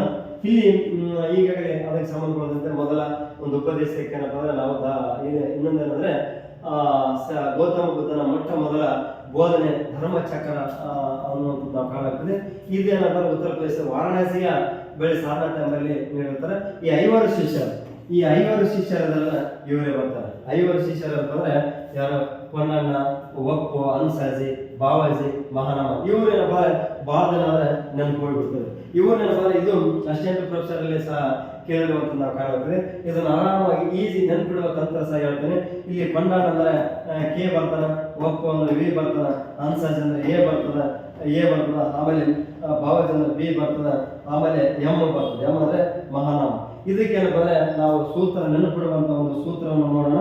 ಈ ನೆನಪಿಡುವಂತ ಒಂದು ಸೂತ್ರ ನಿಮಗೆ ಆದ ಮೇಲೆ ಅಂದ್ರೆ ನಾವು ನೋಡುವಂಥದ್ದು ಇಲ್ಲಿ ಯಾವುದು? ಭಾವ ಕಿಲೋಮೀಟರ್ ಅಂದ್ರೆ ನಮ್ಮ ಭಾವನ ಊರು ದೂರ ಐತೆ ಅಂತ. ಅಂದ್ರೆ ದೂರ ಐತೆ ಅಂದ್ರೆ ನಾವು ದೂರ ಅಂತಂದ್ರೆ ಈ ಕಿಲೋಮೀಟರ್ ಅನ್ನೋ ಪದವನ್ನು ಬಳಕೆ ಮಾಡ್ತೀವಿ ನೋಡ್ರಿ. ಭಾವ ಅಂತಂದ್ರೆ ಯಾವುದು? ಭಾವಾಜಿ ಬರ್ತದ. ಆಮೇಲೆ ಯಾವ್ದು? ಅನ್ಸಾಜಿ ಬರ್ತದೆ. ಅಂದ್ರೆ ವಿ ಅಂತಂದ್ರೆ ಯಾವ್ದು ಬರ್ತದ? ಒಪ್ಪ ಅಥವಾ ಇನ್ನೊಂದಂದ್ರೆ ಎಪ್ಪೋ ಅಂತೇಳಿ ಬರ್ತದೆ ಕೆಲವು ಪುಸ್ತಕಗಳಲ್ಲಿ ನಾವು ನೋಡಲಾಗ್ತದೆ. ಆಮೇಲೆ ಕೆ ಅಂದ್ರೆ ಪೊನ್ನಣ್ಣ ಬರ್ತದೆ. ಎಂ ಅಂತಂದ್ರೆ ಯಾವುದು? ಮಹಾನಾಮ. ಈ ರೀತಿಯಾದಂತಹ ನೆನಪಿಡುವ ತಂತ್ರಗಳಂದ್ರೆ ನಿಮಗೆ ಸ್ವಲ್ಪ ಜಸ್ಟ್ ಆಗಿ ಮಾಹಿತಿ ಕೊಟ್ಟರೆ ನಿಮ್ಗೆ ಪರ್ಫೆಕ್ಟ್ ಆಗಿ ನೆನಪಿಡಲಿಕ್ಕೆ ಹೆಲ್ಪ್ ಆಗ್ತದೆ. ಇದು ನಮ್ಮ ಲಕ್ಷ್ಮೀ ಸ್ಪರ್ಧೆ ಇರುವಂತಹ ಒಂದು ನಿಮಗೆ ಏನಂದ್ರೆ ಸಹಾಯಕವಾಗಿರುವಂತ ನಾವು ಕಾಣ್ತೀವಿ. ಇಲ್ಲಿ ನೋಡಿ ಬುದ್ಧನಿಗೆ ಸಂಬಂಧಪಟ್ಟಂತೆ ಇಲ್ಲಿ ಅವರ ಒಂದು ಮಾಹಿತಿಯನ್ನು ಸಹ ನೋಡಲಾಗುತ್ತದೆ. ಇಲ್ಲಿ ಅಂದ್ರೆ ಅಷ್ಟಾಂಗ ಮಾರ್ಗಗಳನ್ನು ಇವರು ಏನ್ ಮಾಡ್ತಾರೆ? ಬೋಧಿಸ್ತಾರೆ. ಯಾವುದು? ಅಷ್ಟಾಂಗ ಮಾರ್ಗಗಳಂತಂದ್ರೆ ಇವ್ರು ಬೋಧಿಸ್ತಾರೆ. ಅಂದ್ರೆ ಅಷ್ಟಾಂಗ ಮಾರ್ಗಗಳಕ್ಕಿಂತ ಮುಂಚಿತವಾಗಿ 6 ಶಕ್ತಿಗಳು 4 ಇರ್ತವೆ. ಅಂದ್ರೆ ಜಗತ್ತು ಏನಪ್ಪ ದುಃಖದಿಂದ ಕೂಡದ. ಆ ದುಃಖಕ್ಕೆ ಮೂಲ ಕಾರಣ ಏನಪ್ಪ ಅಂದ್ರೆ ಆಸೆಯನ್ನು ತೊರೆದಾಗ ಏನಪ್ಪ ಅಂದ್ರೆ ಮೋಕ್ಷ ದೊರೆತದೆ. ಆಸೆಯನ್ನು ತೊರಿಬೇಕಾದ್ರೆ ನಾವೇನ್ ಮಾಡಬೇಕು? ಅಷ್ಟಾಂಗ ಮಾರ್ಗಗಳನ್ನು ಅನುಸರಿಸಬೇಕು ಅನ್ನೋ ರೀತಿಯಲ್ಲಿ ಕಾಣಾಗ್ತದೆ. ಈ ಅಷ್ಟಾಂಗ ಮಾರ್ಗಗಳು ಸಹ ಏನಪ್ಪ ಅಂದ್ರೆ ಇಲ್ಲಿ ಪ್ರಮುಖ ಏನಪ್ಪ ಅಂದ್ರೆ ಟೋಟಲ್ 8 ಇರುವಂತದ್ದು ನಾವು ಕಾಣಾಗ್ತದೆ. ಅಂದ್ರೆ ಇಲ್ಲಿ ಪ್ರಥಮವಾಗಿ ಅಂದ್ರೆ ನಾವು ಜ್ಞಾನವನ್ನು ಪಡಿಬೇಕಾಗ್ತದೆ. ಜ್ಞಾನ ಆದ್ಮೇಲೆ ನೆಕ್ಸ್ಟ್ ಏನಪ್ಪ ಅಂದ್ರೆ ಇಲ್ಲಿ ಏನು ಅಂದ್ರೆ ಸರಿಯಾದ ಜ್ಞಾನ ಪಡ್ಕೊಳ್ಳುವಂಥದ್ದು. ಆಮೇಲೆ ಸರಿಯಾದ ಜ್ಞಾನ ಆದ್ಮೇಲೆ ಮತ್ತೆ ಸರಿಯಾದ ತಿಳುವಳಿಕೆ ಬೇಕಾಗುವಂಥದ್ದು. ಆಮೇಲೆ ಸರಿಯಾದ ಮಾತು ಬರುವಂಥದ್ದು. ಆಮೇಲೆ ಇಲ್ಲಿ ಅಂದ್ರೆ ಇಲ್ಲಿ ಗುರಿ ಅಂದ್ರೆ ಸರಿಯಾದಂತಹ ಗುರಿಯನ್ನು ಪಡ್ಕೊಳ್ಳುವಂಥದ್ದು. ಈ ಗುರಿಗೆ ಏನಪ್ಪ ಅಂದ್ರೆ ಸರಿಯಾದ ಪ್ರಯತ್ನ ಮಾಡುವಂಥದ್ದು. ಆಮೇಲೆ ನೆಕ್ಸ್ಟ್ ಅಂದ್ರೆ ಇದು ಬರ್ತದೆ ಯಾವುದು? ಒಂದು ದೃಷ್ಟಿಕೋನ. ಯಾವುದು? ಅಪ್ರೋಚಸ್ ಅಂತ ಹೇಳ್ತೇವೆ. ಯಾವುದು? ದೃಷ್ಟಿಕೋನ ಬರುತ್ತದೆ. ಆಮೇಲೆ ಇನ್ನೊಂದಂದ್ರೆ ಒಂದು ಜೀವನ ವಿಧಾನ. ಯಾವುದು? ಒಂದು ಜೀವನ ವಿಧಾನ ಬರುವಂಥದ್ದು. ನೆಕ್ಸ್ಟ್ ಏನಪ್ಪ ಅಂದ್ರೆ 8ನೇದು ಯಾವುದಂತೇಳಿ ನೀವು ಕಮೆಂಟ್ ಬಾಕ್ಸ್ಗೆ ತಿಳಿಸಿ. ಓಕೆ, ನೆಕ್ಸ್ಟ್ ಏನಪ್ಪ ಅಂದ್ರೆ ಈಗಾಗಲೇ ಇವರ ಒಂದು ಮಾಹಿತಿ ಸಹ ಏನಪ್ಪ ಗೊತ್ತಿರ್ತಾರೆ. ಯಾಕಂದ್ರೆ ಇವರ ಸಂಕೇತಗಳನ್ನ ಧರ್ಮ ಚಕ್ರ ಅಂದ್ರೆ ಶಿಷ್ಯರಿಗೆ ಬೋಧನೆ ನೀಡಿರುವಂತ ಕಾಣ್ತೀವಿ. ಅವರ ಒಂದು ಜನನ ಅಂತಂದ್ರೆ ಕಮಲ ಮತ್ತು ಆನೆ ಅಂತ ಹೇಳ್ತೀವಿ. ಅವರು ಅಂದ್ರೆ ಯಾವ್ದಂದ್ರೆ ಇದು ಮಾಡ್ತಾರೆ. ಯಾವ್ದಂದ್ರೆ ಮನೆ ಬಿಟ್ಟು ಅಂದ್ರೆ ಹೋಗಿರ್ತಾರಲ್ಲ, ಅದಕ್ಕೆ ಏನಪ್ಪ ಅಂದ್ರೆ ಕುದುರೆ ಅಥವಾ ಕಂತ ಹೇಳುವಂಥದ್ದು ಕಾಣಾಗ್ತದೆ. ಅವರ ಜ್ಞಾನೋದಕ್ಕೆ ಅರಳಿಮರ ಅಂತೇಳಿ ಹೇಳುವಂಥದ್ದು. ಅವರ ಪರಿನಿರ್ವಾಣಕ್ಕೆ ಸ್ತೂಪ ಅಂತೇಳಿ ಸಂಕೇತಗಳನ್ನು ಬಳಕೆ ಮಾಡುವಂಥದ್ದು ನಾವು ಕಾಣ್ತೀವಿ. ನೆಕ್ಸ್ಟ್ ಏನಪ್ಪ ಇಲ್ಲಿ ನಮಗೆ ಪ್ರಮುಖ ಇರುವಂತಹ ಒಂದು ಕ್ವಶನ್ ನಾವು ನೋಡಲಾಗ್ತದೆ. ಯಾಕಂದ್ರೆ ಮೈಸೂರು ಒಡೆಯರಿಗೆ ಸಂಬಂಧಪಟ್ಟಿರುವಂತಹ ಒಂದು ಕ್ವಶನ್ ಕಾಣ್ತೀವಿ. ಈ ಮೈಸೂರು ಒಡೆಯರಿಗೆ ಅಂತಂದ್ರೆ ಇದು ನಮ್ಮ ಕರ್ನಾಟಕ ಇತಿಹಾಸದಲ್ಲಿ ಪ್ರಮುಖ ಆಗಿರುವಂತಹ ಒಂದು ಪ್ರಶ್ನೆ. ಇಲ್ಲಿ ನೋಡ್ರಿ, ಈ ಪ್ರಶ್ನೆ ಏನಪ್ಪ ಅಂದ್ರೆ ಪ್ರಮುಖವಾಗಿ ನಮಗೆ ಎಲ್ಲಾ ರೀತಿಯಾದಂತಹ ಮಾಹಿತಿಯನ್ನು ಕೊಡುತ್ತದೆ. ನೋಡಿ, ಇಷ್ಟೆಲ್ಲ ಮಾಹಿತಿಗಳೇನಪ್ಪ ನಮ್ಮ ಲಕ್ಷ್ಮೀ ಸ್ಪರ್ಧಾ ಅಕಾಡೆಮಿಯಿಂದ ಇರೋದ್ರಿಂದ ತಮ್ಮೆಲ್ಲರಿಗೆ ಏನಪ್ಪ ಒಂದು ಉಚಿತವಾದಂತಹ ಮಾಹಿತಿ ನಿಮ್ಮೆಲ್ಲರಿಗೆ PDF ನೋಟ್ಸ್ ಕೊಟ್ಟಿವಿ ಮತ್ತು ಯೂಟ್ಯೂಬ್ ಸಹ ತಮ್ಮೆಲ್ಲರಿಗೆ ಮಾರ್ಗದರ್ಶನ ಕೊಟ್ಟಿವಿ. ಒಟ್ಟಂದ್ರೆ ನಿಮ್ಮ ಶ್ರಮ ನಮ್ಮ ಮಾರ್ಗದಲ್ಲಿ ಹೋಗುವಂಥದ್ದು ಸಹ ಏನಪ್ಪ ನಾವು ಇಲ್ಲಿ ಕಾಣ್ತೀವಿ. ಈಗ ಏನಂದ್ರೆ ನೀವು ಆಸಕ್ತಿ ಇರೋದ್ರಿಂದ ಲೈಕ್ ಸಬ್ಸ್ಕ್ರೈಬ್ ಮಾಡುವಂತ ಹೇಳ್ತೀವಿ. ನೆಕ್ಸ್ಟ್ ಅಂದ್ರೆ ಈ ಕ್ವಶನ್ಗೆ ಬರೋಣ. ಇಲ್ಲಿ ಏನಂದ್ರೆ ಕೆಳಗಿನ ಹೇಳಿಕೆಗಳನ್ನು ಓದಿರಿ ಅಂತ ಹೇಳಲಾಗ್ತದೆ. ಕೆಳಗಿನ ಹೇಳಿಕೆಗಳಿಗೆ ಸಂಬಂಧಪಟ್ಟಂತೆ ಇಲ್ಲಿದೆ. ಯಾವ್ದಂದ್ರೆ ಇವರು ಯಾವ್ದಂದ್ರೆ 1ನೆಯ ಒಂದು ಆಪ್ಷನ್ಸ್ ಅಲ್ಲಿ ನೋಡೋಣ. ಇವರು ಬೆಂಗಳೂರನ್ನು ಮೊಘಲರ ಸೇನಾನಿಯಿಂದ ಅಂದ್ರೆ ಕೊಂಡುಕೊಂಡ್ರು ಅಂತ ಹೇಳುವಂಥದ್ದು. ನೆಕ್ಸ್ಟ್ 2ನೇದು ಕರ್ನಾಟಕದ ಕವಿ ಚಕ್ರವರ್ತಿ ಅಂತೇಳಿ ನವಕೋಟಿ ನಾರಾಯಣ ಅಂತೇಳಿ ಎಂಬ ಬಿರುದುಗಳನ್ನು ಹೊಂದಿದರು. ಮತ್ತು ಅಂಚೆ ವ್ಯವಸ್ಥೆ ಇವರ ಕಾಲದಲ್ಲಿ ಜಾರಿ ಐತೆ ಅನ್ನೋದ್ರ ಬಗ್ಗೆ ಈ ರೀತಿ ಇದೆ. ಒಟ್ಟೆ ನಮ್ಮ ನೇರವಾದಂಥ ಒಂದು ವರ್ಡ್ ಇಲ್ಲ, ಒಟ್ಟೆ ಹೇಳಿಕೆ ರೂಪದಲ್ಲಿ ಇರೋದ್ರಿಂದ ಇದು ಯಾರಿಗೆ ಸಂಬಂಧಪಡದಂತೆ ಅನ್ನೋದ್ರ ಬಗ್ಗೆ ಕೇಳಿದ್ದಾರೆ. ಇಲ್ಲಿ ರಾಜ್ಯ ಒಡೆಯರಿಗೆ ಸಂಬಂಧಪಡದ ಅಥವಾ ಮುಂಬೈ ಕೃಷ್ಣರಾಜ ಒಡೆಯರಿಗೆ ಸಂಬಂಧಪಡದ, ನಾಲ್ವಡಿ ಕೃಷ್ಣರಾಜ ಒಡೆಯರಿಗೆ ಸಂಬಂಧಪಡದ ಅಥವಾ ಚಿಕ್ಕ ದೇವರಾಜ ಒಡೆಯರಿಗೆ ಸಂಬಂಧಪಡದ ಅಂತ ಕೇಳಿರುವಂಥದ್ದು ಇಲ್ಲಿ ಆನ್ಸರ್ ಇದು ಮಾಡ್ರಿ. ಓಕೆ, ಇಲ್ಲಿ ಯಾವ್ದಂತಂದ್ರೆ ಚಿಕ್ಕ ದೇವರಾಜ ಒಡೆಯರಿಗೆ ಸಂಬಂಧಪಟ್ಟಿರುವಂತ ಒಂದು ಆನ್ಸರ್ ಅಂತ ನಾವು ಕಾಣಬಹುದು. ನೆಕ್ಸ್ಟ್ ಅಂದ್ರೆ ಇಲ್ಲಿ ಮೈಸೂರು ದಸರಾ ಅಂದ್ರೆ ಇಲ್ಲಿ ಯಾರು ಅಂದ್ರೆ ರಾಜ ಒಡೆಯರಿಗೆ ಸಂಬಂಧಪಟ್ಟದ್ದು. ಅಂದ್ರೆ ಯಾರು ಯಾವುದು ರಾಜ ಒಡೆಯರಿಗೆ ಇದು ಪ್ರಮುಖವಾಗಿ ಇರುವಂತ ಒಂದು ಇವ್ರು ಏನ್ ಮಾಡ್ತಾರೆ ಅಂದ್ರೆ ದಸರಾ ಹಬ್ಬ ಅಂದ್ರೆ ದಸರಾ ಹಬ್ಬಕ್ಕೆ ಏನಂದ್ರೆ ದಸರಾ ಹಬ್ಬಕ್ಕೆ ಏನಂದ್ರೆ ಚಾಲನೆ ನೀಡ್ತಾರೆ. ಯಾರು? ರಾಜ ಒಡೆಯರು ಇಲ್ಲಿ ಚಾಲನೆ ನೀಡ್ತಾರೆ. ನೆಕ್ಸ್ಟ್ ಇವರ ಹೌದು ಏನಪ್ಪ ಅಂದ್ರೆ ಮೈಸೂರನ್ನು ಶ್ರೀರಂಗಪಟ್ಟಣಕ್ಕೆ ಏನಂದ್ರೆ ಶ್ರೀರಂಗಪಟ್ಟಣಕ್ಕೆ ರಾಜಧಾನಿಯನ್ನು ಮಾಡ್ತಾರೆ, ವರ್ಗಾವಣೆಯನ್ನು ಮಾಡ್ತಾರೆ. ರಾಜಧಾನಿಯನ್ನು ವರ್ಗಾವಣೆ ಮಾಡುವಂಥದ್ದು ನಾವು ಈಗ ಇವ್ರದ್ದು ಇರುವಂತಹ ಒಂದು ಪ್ರಮುಖ ಒಂದು ಕ್ವಶನ್. ಈ ದಸರಾ ಬಂದ್ರೆ ಈಗಾಗಲೇ ಇದು ನಮ್ಮ ಕರ್ನಾಟಕದಲ್ಲಿ ವಿಜಯನಗರ ಸಾಮ್ರಾಜ್ಯದಲ್ಲಿ ಇರುವಂತಹ ಒಂದು ಪರಂಪರೆಯನ್ನು ಇದನ್ನು ಮುಂದುವರಿಸಿದಂತ ರಾಜ್ಯ ಒಡೆಯರ ಪ್ರಮುಖವಾದಂತಹ ರೀತಿಯಲ್ಲಿ ತಮ್ಮ ಆಡಳಿತದಲ್ಲಿ ಒಂದು ದಕ್ಷವಾದಂತಹ ಆಡಳಿತ ಮಾಡಿದ್ದಾರೆ. ಅದೇ ರೀತಿ ಅಂದ್ರೆ ಇದನ್ನ KRS ಡ್ಯಾಮ್ ಅಂತಂದ್ರೆ KRS ಡ್ಯಾಮ್ ಆಗಿರುವಂಥದ್ದು, ಬೃಂದಾವನ ಆಗಿರುವಂಥದ್ದು ಈಗಾಗಲೇ ನಿಮ್ಗೆ ಗೊತ್ತಿರುವಂಥದ್ದೇ. ಯಾರಂದ್ರೆ ನಾಲ್ವಡಿ ಕೃಷ್ಣರಾಜ ಒಡೆಯರಿಗೆ ಸಂಬಂಧಪಡ್ತದೆ. ಈ KRS ಡ್ಯಾಮ್ ಅನ್ನು ಇದೇನಂದ್ರೆ ಸ್ಥಾಪನೆ ಮಾಡ್ಬೇಕಾದ್ರೆ ರೆಡಿ ಮಾಡ್ಬೇಕಾದ್ರೆ ಅವರ ತಾಯಿ ಯಾರಂದ್ರೆ ರಾಣಿ ಯಾರಂದ್ರೆ ಕೆಂಪ ನಂಜಮ್ಮಣಿ ಅವರ ಒಂದು 400 kg ಏನಪ್ಪ ಅಂದ್ರೆ ವಜ್ರ ಮತ್ತು ಚಿನ್ನಗಳನ್ನು ಒತ್ತಿ ಇಟ್ಟು ಏನಪ್ಪ ಇಲ್ಲಿ KRS ಡ್ಯಾಮ್ ಮಾಡಿ ಎಲ್ಲರಿಗೆ ಕುಡಿಯ ನೀರಿನ ವ್ಯವಸ್ಥೆ ಮತ್ತು ನೀರಾವರಿ ವ್ಯವಸ್ಥೆ ಮಾಡುವಂಥದ್ದು ಕಾಣ್ತೀವಿ. ಮತ್ತು ಬೃಂದಾವನ ಏನಪ್ಪ ಇದು ಎಲ್ಲ ರೀತಿಯಾದಂಥ ಒಂದು ಉದ್ಯಾನ, ಅಲ್ಲಿನ ಪ್ರವಾಸಿಗರನ್ನ ಏನಾದ್ರು ಆಕರ್ಷಣೆ ಇರುವಂಥ ಒಂದು ಕಾರಣವಿದೆ. ಒಟ್ಟು ನಾಲ್ವಡಿ ಕೃಷ್ಣರಾಜ ಒಡೆಯರಿದ್ದಾರಲ್ಲ ಇವರು ತಮ್ಮ ಆಡಳಿತ ಅವಧಿಯಲ್ಲಿ ಹಲವಾರು ರೀತಿಯಾದಂಥ ಸಾಧನೆಗಳನ್ನು ಅಂತಂದ್ರೆ ಮಾಡಿದ್ದಾರೆ. ಯಾರು? ನಾಲ್ವಡಿ ಕೃಷ್ಣರಾಜ ಒಡೆಯರು. ನಾಲ್ವಡಿ ಕೃಷ್ಣರಾಜ ಒಡೆಯರು ಏನ್ ಮಾಡ್ತಾರೆ ಅಂದ್ರೆ ಹಲವಾರು ರೀತಿಯ ಸಾಧನೆ ಮಾಡ್ತಾರೆ. ಯಾರು? ಮಹಾತ್ಮ ಗಾಂಧಿ ಹೇಳ್ತಾರೆ ಇವರ ಒಂದು ರಾಜ್ಯವನ್ನಂದ್ರೆ ರಾಮರಾಜ ಅಂತ ಹೇಳಿ. ಯಾವುದು? ರಾಮರಾಜ ಅಂತ ಹೇಳಲಾಗುತ್ತದೆ. ಇವರು ಅದೇ ರೀತಿ ಅಂದ್ರೆ ಒಂದು ಶಿಕ್ಷಣಕ್ಕೆ ಸಹ ಆದ್ಯತೆ ನೀಡ್ತಾರೆ. ಅದೇ ಉಚಿತ ಮತ್ತು ಕಡ್ಡಾಯ ಶಿಕ್ಷಣಕ್ಕೆ ಅಂದ್ರೆ ಆದ್ಯತೆ ನೀಡ್ತಾರೆ. ಆಮೇಲೆ ನಂತರ ಅಂದ್ರೆ ಇನ್ನೊಂದು ಬರ್ತದೆ ಪ್ರಜಾಪ್ರತಿನಿಧಿ ಸಭೆ. ಯಾವುದು? ಪ್ರಜಾಪ್ರತಿನಿಧಿ ಸಭೆ ಏನಂದ್ರೆ ಇದನ್ನ ಯಾರ ಅವಧಿಯಲ್ಲಿ ಸ್ಥಾಪನೆ ಆಗಿರ್ತದೆ ಅಂದ್ರೆ 10ನೇ ಚಾಮರಾಜ ಒಡೆಯರಲ್ಲಿ ಸ್ಥಾಪನೆ ಆಗಿರ್ತದೆ. ಈ ಪ್ರಜಾಪ್ರತಿನಿಧಿ ಸ್ಥಾಪನೆ ಮಾಡಬೇಕಾದ್ರೆ ಯಾರು? ದಿವಾನ್ ರಂಗಾಚಾರ್ಯರು ಮತ್ತು ಬ್ರಿಟಿಷ್ ರೆಸಿಡೆಂಟ್ ಆದಂತ ಯಾರು? ಜಿ ಡಿ ಗಾರ್ಡನ್ ಅವರು ಎಂಬ ಸಲಹೆ ಸೂಚನೆ ಮೇಲೆ ಏನಂದ್ರೆ ಈ ಶ್ರೀಕೃಷ್ಣ ದೇವರ ಒಂದು ಅವಧಿ ಅಂದ್ರೆ ಇದನ್ನ 1023ರಲ್ಲಿ ಅಂದ್ರೆ ಶಾಸನಬದ್ಧವಾದಂತ ಸಂಸ್ಥೆಯನ್ನಾಗಿ ಮಾಡಲಾಗ್ತದೆ. ಆಮೇಲೆ ಇದರಲ್ಲಿ ಅಂದ್ರೆ 275 ಸದಸ್ಯರಿರುವಂತದನ್ನ ನಾವು ಕಾಣುತ್ತೀವಿ. ಆಮೇಲೆ ಇಲ್ಲಿ ಸದಸ್ಯರನ್ನು ಕಾಣ್ತೀವಿ. ಮಹಿಳೆಯರಿಗೆ ಸಹ ಏನಪ್ಪ ಅಂದ್ರೆ ಓಟು ಮಾಡ್ಲಿಕ್ಕೆ ಅವಕಾಶಕ್ಕೆ ಕೊಡ್ತಾರೆ. ಯಾಕಂದ್ರೆ 1927 ವೋಟ್ ಮಾಡ್ಲಿಕ್ಕೆ ಯಾರಿಗೆ? ಮಹಿಳೆಯರಿಗೆ. ಓಕೆ, ಇದಾದ ನಂತರ ಇವರು ನಂತರದಲ್ಲಿ ಹಲವಾರು ರೀತಿಯಾದಂತಹ ಕೆಲಸ ಸಾಧನೆಗಳನ್ನು ಮಾಡುವುದರ ಜೊತೆಗೆ ಉತ್ತಮವಾದಂತಹ ಆಡಳಿತ ಮಾಡಿದಂತ ಕಾಣ್ತೀವಿ.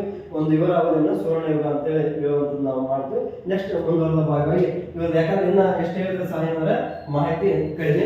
ನೆಕ್ಸ್ಟ್ ಏನಪ್ಪ ನಾವು ಕೊನೆ ಹಂತದಲ್ಲಿ ತಮ್ಮೆಲ್ಲರಿಗೆ ಏನಂತಾರೆ ಆಲ್ ಟಿಕೆಟ್ ಡೌನ್ಲೋಡ್ ಮಾಡಿಕೊಂಡ್ರಿ. ಬಟ್ ಏನಂದ್ರೆ ನೀವೆಲ್ಲ ಎಕ್ಸಾಮ್ ಅನ್ನು ಚೆನ್ನಾಗಿ ಬರ್ರಿ. ನಮ್ಮ ಲಕ್ಷ್ಮೀ ಸ್ಪರ್ಧಾ ಅಕಾಡೆಮಿ ನಿಮಗೆ ಪ್ರತ್ಯಕ್ಷವಾಗಿ ಪರೋಕ್ಷವಾಗಿ ಎಲ್ಲ ರೀತಿಯಿಂದ ಹೆಲ್ಪ್ ಮಾಡ್ತಿದೆ. ಇಲ್ಲಿ ನನ್ನ ಕ್ಲಾಸ್ ಮಾಡೋದು ಮುಗಿಸ್ತೇನೆ. Thank you.